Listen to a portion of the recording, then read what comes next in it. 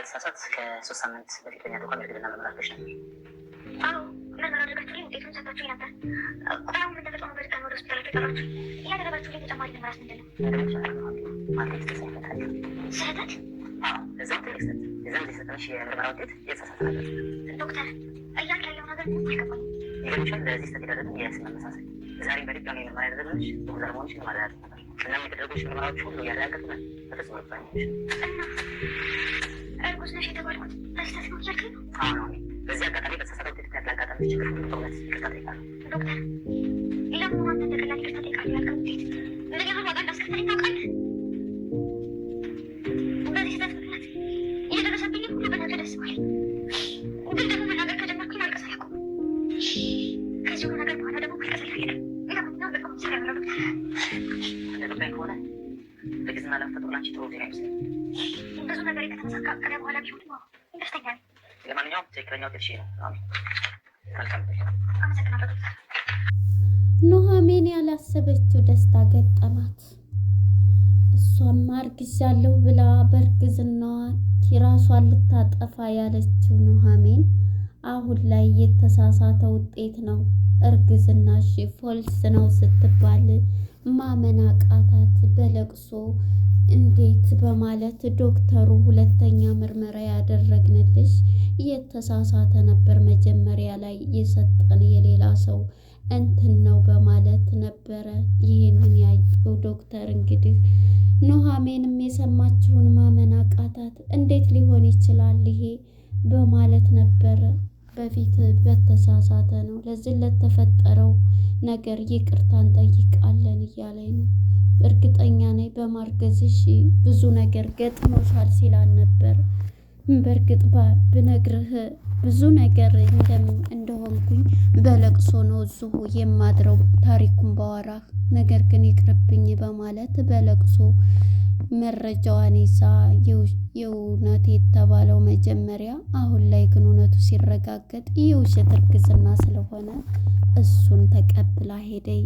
በጣም ደስ ብሎናል ማለት ነው። እኛ ተመልካቾች ራሱ እርግዝናው የተሳሳተ ሊሆን ይችላል እንጂ እንዴት ኑሐሚን ያረገዘች እያሉ የኑሐሚን ድራማ ተከታታዩ ታረገዘ በኋላ በጣም ተናደናል እያሉ ነበረ በኮሜንት ሲሉ የነበሩት።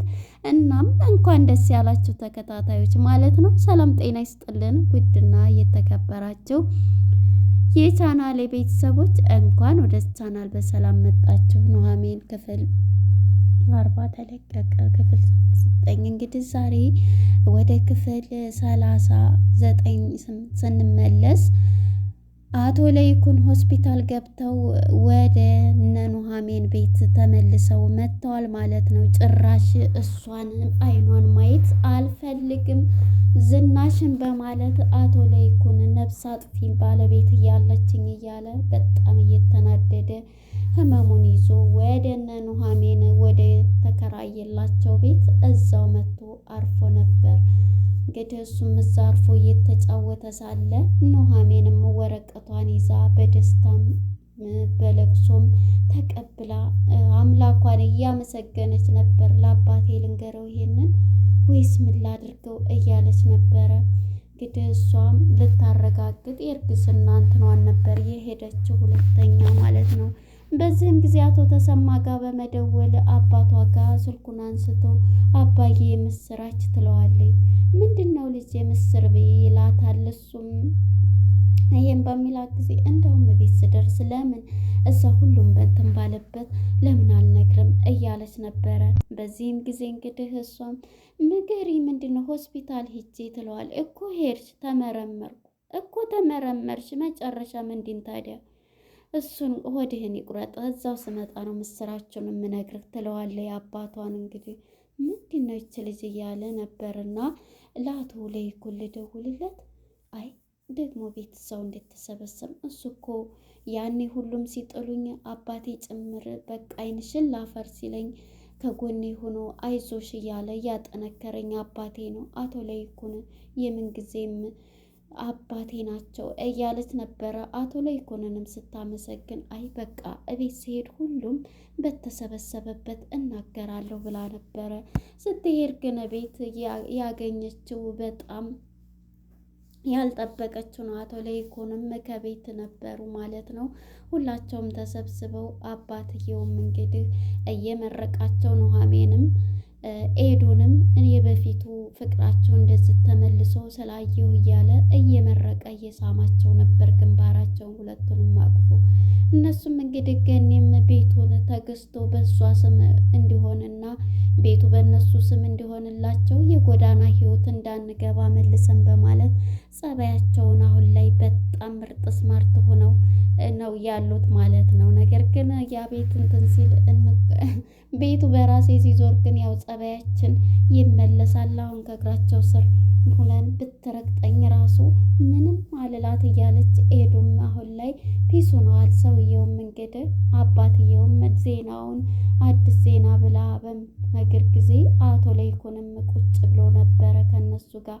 መጀመሪያ ወደ ወይዘሮ ዝናሽ ስንሄድ ወይዘሮ ዝናሽ አሁን ላይ በጸጸት በለቅሶ ሁልጊዜ ኑሃሜንን እያነሳይ ከዚህ ቤትም ሂደውልሽ ለምንድን ነው እያለ ናሆድም ይናደዳል በእናቱ ስራ። ይህንን ሲያይ እንግዲህ ናሆድም ተይ እያላት እንትን በሚላት ጊዜ ጠልተዋታል። ዳግምንም እንግዲህ ሂድ ከዚህ ቤት ሂድ፣ አንተ በመምጣትህና በአንተ ምክንያት ነው እዚህ ሁሉ ጣጣ የገባሁት ኑሃሜን ያደረገችው ነገር እያለች ነበረ ስትለው የነበረው። በዚህ የተነሳ እንግዲህ እሱም ተተናገርሽ ተናገሪ፣ አሁን ላይ ምንም ነገር አልናገርም፣ ለቀጣይ ግን እናገራለሁኝ ቢላትም ይሄንን ስሰማ በቃ አሁን ላይ ምንም ማድረግ አልችልም እያለች እየተናደደች ነበር ወይዘሮ ዝናሽ። ከዚህም እንግዲህ ናሆድ ሁልጊዜ ጭቅጭቅ፣ እኔም እንደ አባቴን ቤቱን ለቆ ሂዷል አይደለ እኔም እወጣልሻለሁ ብሎ ሻንጣውንም ይዞ ተነስቶ ሊሄድ ሲል እናትየዋ በጸጸት ልጄ እባክህን አንተ እንኳን ትተኛ ትሄድ እያለች እያለቀሰች ነበረ። የዚህን ጊዜ በቃ እባክህን እንደዚህ እናት እያለቀሰች እያለ ዳግም የሚለምነውና ያስቀረዋል ማለት ነው ናሆድን። ናሆድም እንግዲህ ቀርቶ ሳለ አሁን ላይ እንግዲህ ዳግምም አይዞሽ በቃ እያላት አንተ ብትሄድ ከዚህ ሁሉ ትለዋለች ልጇን ማለት ነው። አሁን ያንቺ ክፋት አሁንም ድረስ እኮ ይህ ሁሉ ጣጣ የመጣው ባንቺ የተነሳ ነው ታውቂያለሽ። አቶ ለይኩንም ጥሩ ሰው ናቸው። አንቺ ግን ይሄን ሁሉ መጥፎ ስራሽን እናት ተብለሽ ብታወቅ አንቺ እናት እንደሌለኝ ነው እያለ ዳግምም ይጨምርላታል ማለት ነው። በዚህ የተነሳ እንግዲህ ዳግምም ወደ ኤርሚና ወደ አምራት ስንሄድ አምራት እንግዲህ አሁን ላይ እንደዚህ ነው እያለችው ነው ለኤርሚ እያወራ። ኤርሚም እንግዲህ የሰማው ነገር እንዴ ልጅን እኮ ምን ክፉ ናት፣ እኔማ እሷ ቤት ባልሄድም ልጄን ትገልብኛለች እያለ ነበር። ይሄን የሰማው በኑሃሜ የማይደራደረው ኤርሚያስ ማለት ነው። እየሮጠ ሂዶ ወደ ዝናሽ ቤት ይገባል። ዝናሽ ቤት ጋር በመሄድም ዝናሽን እገላታለሁ በማለት በሩን ከፍቶ ሲገባ ቦክስ ገጥሞ በሁለት ይደበድቦታል። እሱም አንድ በጥፊ ብሎ አፍንጫዋ እስከሚነስራት ይመታታል ማለት ነው። የዝናሽን ይህንን የነገረችው ደግሞ ማነች? አምራት ነበረ። እንደውም አይደለም እያለ ብትለውም እሱ ግን በፍጹም ይሄማ ብሎ ነው ቀጥታ ሄደው ተደብድቦ ከቤት እያስወጡታል። ይህንን ሰምቶ እንግዲህ ኤርሚያስም ከቤት ተደብድቦ ሙን ይዞ ይሄዳል። ተሻሽጎ ይመጣል ማለት ነው። በዚህ ጊዜ አምራትም ሁሉ ነገር ስታየው አምራትም ሁለቱም እዛ ሂጅ ደበደቡኝ በሁለት እያለ ይነግራታል። ኑሃሜ የያዘችው ነገር ከሷ ልጅ ግን አንተም ይሄን ያክል ልጄን እኮ ነው ልታሳጣኝ የነበረው እያለ እንግዲህ ያልተያዘው ልጅ ኑሃሜም ራሷን ለማጥፋት ሁሉን ነገር። በእርግጥ እዚህ ላይ እንግዲህ አንድ ትምህርት መውሰድ አለብን። የዶክተሮች ችግር ነው። ምክንያቱም ዶክተሮች አጣርተውና በስነ ስርዓት አረጋግጠው መስጠት ሲገባቸው የኑሃሜም ህይወት ጠፍቶ ያ ቤተሰብ ሁሉ አባትየው ራሱ አምራት እዛ ሰው መሀል ሰብስባ ያንተ ልጅ እንደዝና ብላ ያለችው አቶ ተሰማም ፌንት ሰርተው በሽታቸው የተነሳባቸው በዶክተሩ ስህተት ነው። እንግዲህ ዶክተሩ ይሄን ባደረገው በኑሃሜን ላይ ትልቅ ተጽዕኖ የአእምሮ ተጽዕኖ አምጥቶባታል። ሁሉም ጠልተዋት ራሷን ለማጥፋት ስትል ግን ዳግም ወደ ፓርት ስንት ላይ ሳስታውሱት ሆነ ዳግም ነው ህይወቷን የታደጋት ማለት ነው።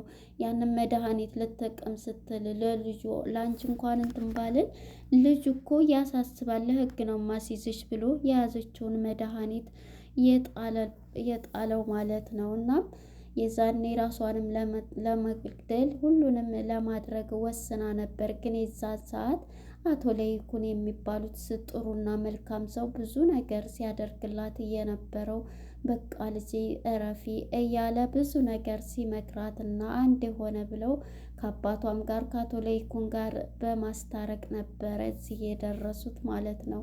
እናም እንግዲህ አሁን ወይዘሮ ዝናሽም በጭንቀት ትገኛለች። ናሆድም ይሄንን በሰማ ጊዜ በጣም እንትን ብሏል። ሁለተኛ እንግዲህ ኑሃሜ አዲስ ዜና አለኝ ብላ እቤት እንደተሰበሰቡ ያንን ወረቀት ያመጡላትን የተሳሳተ ዶክተሩ ነው የተሳሳተ እርግዝና ነው ብሎ የሌላ ሰው እንትን ሰጥቶኝ ነው ይሄንን ያለው በማለት ነበረ ኑሃሜን ያለችው። ይሄንን ሲሰማ እንዴት ብሎ አባትየውም እንኳን ሊደሰት ተጸጸተ። አቶ ለይኩንም ውጭ ወጥቶ እያዘነ ነበረ። ምክንያቱም ያኔ ብዙ ነገር ስትሆን፣ ሁለተኛ ደግሞ ከናሆድ ጋር ሊድራት እያሰበው ሁሉ ነገር ኑሃሜንን አሁንም ድረስ ይወዳታል። እናም አባትየው ያን ሁሉ ሲያደርጋት አምራት እንደዛ ስትል በጣም ልቡ ተሰበረ በህመሙ ላይ እና አባትየውም ከዛ አቶ ተሰማ ለምንድን ነው አባቴ እኔ እኮ ደስ እንድልህ ብዬ ነበረ እየነገርኩ ይሄንን አስደሳች ዜና ብትለውም እሱማ ደስ ብሎኛል፣ ነገር ግን እዛች ያቺ አምራት የምትባል ሰብስባ እንደዛ ስታደርግሽና እኔም ልጅ ላጣሽ ልጅ አይደለሽም ብዬ ያን ሁሉ ስወርድብሽ፣ አንቺ ግን እንደዛ ስትሆኚ ለልጅ ያሳየሁሽ ጸባይ ምን አይነት ነበረ? እንደዛ ስረግምሽ ምን እያለ ነበር? እኔም እኮ ተሳስቻለሁ አባቴ። አሁን ደግሞ በቃ በአዲስ ህይወት በአዲስ ምዕራፍ ነው። ስለዚህ እኔ ደግሞ ልጅህ አኩርቼ ከአሁን በኋላ ትልቅ ደረጃ ላይ ደርሼ ያንተን ስም ነው የማስጠራው አባቴ። አሁን ደግሞ ከአቶ ለይኩን ጋር ስራ ቦታ እየሰራሁ ነው ከናሆድ ጋር። ስለዚህ ስራዬን ሰርቼ በጣም ደግሞ ስምህን እንደማስጠራ ኮራሃለሁ። ካሁን በኋላ ስተት አልደግምም ብላ አባትየውም አይ ልጄ አንቺም እኮ ወደሽ አይደል? ያው እኔ በጥቅም ነገር እንደዛ ሲቀርበኝ በፍቅር ተታልዬ እንደዛ በሚያደርጋቸው ነገሮች ነውና ለዛ ነው አባቴ ይቅር በለኝ በማለት አባቷንም ትማጸናለች ማለት ነው። አባቷም እንግዲህ ሁሉንም ነገር እኔ እኮ ብዬሻለሁ እኔ ነኝ የምጸጸተው በማለት አቶ ለይኩንም ሁሉንም ነገር እንትን ሲላት የነበረው ማለት ነው። እና በጣም ደስ የሚል ነበረ የኑሃሜን እርግዝና ውሸትም ስለሆነ አሁን ላይ እንግዲህ ማን ነው መጥቶ ዳግምም ለመጠየቅ አስመስሎ ኑሃሜንን ለማየት ነበረ የመጣው። ያኔ እንግዲህ ሁሉንም ነገር ትነግረውና አሁን ተኝቷል አቶ ለይኩን፣ ስለዚህ ከቤት ሄድ እያለችው አቶ ለይኩንም ማን ነው አቶ ተሰማ አባቷ በድንገት ይመጣባታል። ይህ በሚመጣ ጊዜ ምንድን ነው ይሄ ልጅ ተደጋጋሚ ሲል አይ አቶ እንትና ለመጠየቅ ነው ለይኩንን ሊጠይቅ መጥቶ ነው እያለ ነበረ። እናም በዚህ የተነሳ እንግዲህ አሁን ላይ ያለበት ሁኔታ በጣም እንትን እያለ ነበረ።